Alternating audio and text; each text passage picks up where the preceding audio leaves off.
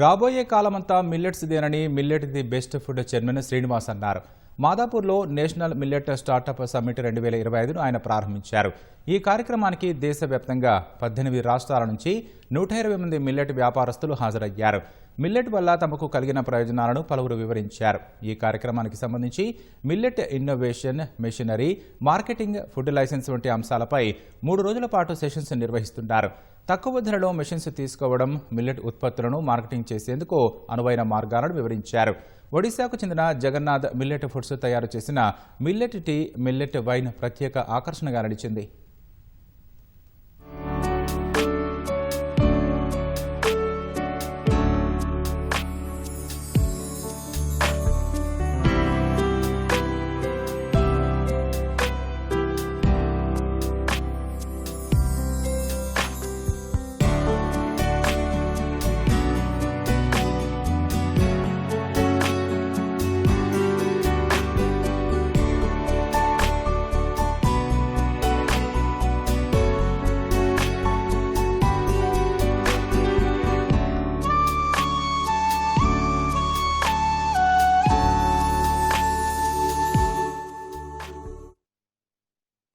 ఓవరాల్గా ఏంటంటే 5 బెనిఫిట్స్ మనం ఇస్తున్నామండి ఈ సమ్మిట్ ద్వారా. 18 రాష్ట్రాల నుండి మనకి ఈవెంట్కి రావడం జరిగిందండి. మొత్తం ఒక 15 రకాలైన మిషనరీస్, తక్కువ రేటుతోని ఎక్కువ అవుట్పుట్ వచ్చే మిషనరీస్. అంటే వాళ్ళ సిటీస్లోని స్టోర్స్ పెట్టుకునేందుకు అవకాశం, ఏ రకంగా స్టోర్ పెట్టుకొని ఏ రకంగా సేల్ చేసుకోవాలి, ఇటువంటి వాటిలో కూడా ట్రైనింగ్ ఇస్తున్నామండి. చిన్న స్థాయిలో ఉన్న వాళ్ళు కానివ్వండి, పెద్ద స్థాయిలో ఉన్న వాళ్ళు కానివ్వండి, వాళ్ళకి ఒక ఎంపవర్మెంట్, ఎంటర్ప్రినర్షిప్లో డిఫరెంట్ స్టేజెస్లో మనం వాళ్ళకి హెల్ప్ చేస్తున్నామండి. మేము మిల్లెట్ టీ అనే ఒక న్యూ ప్రోడక్ట్ లాంచ్ చేసినాం.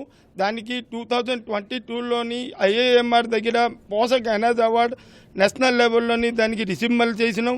దానివల్ల టీ వల్ల మనకి ఇంటర్నల్ బాడీలోని ఎంత బ్యాడ్ కొలెస్ట్రాల్ ఉంటుంది, అది రిడ్యూస్ అవుతుంది. దాని తర్వాత ఇప్పుడు కొత్తగా మేము లాంచ్ చేసినకి వెళ్తున్నాం మిల్లెట్ వైన్. ఇంత ఇంపాక్ట్ అవ్వకన్నా అది హెల్త్ బాగుంటుందని ఆశతోని మేము ఈ హెల్దీ వైన్ ఒకటి మార్కెట్కి లాంచ్ చేసినకి వెళ్తున్నాం. Now I appreciate the way the people are empowering the employment and all over the India they are spreading the millets. I appreciate that lot of people are allergic due to the many type of allergies. You can see wheat allergy, rice allergy, and millets are the way they can be we can create a healthy environment, and I want to be a part of it. Yes, of course it is a good thing for us to be a part of it, and I appreciate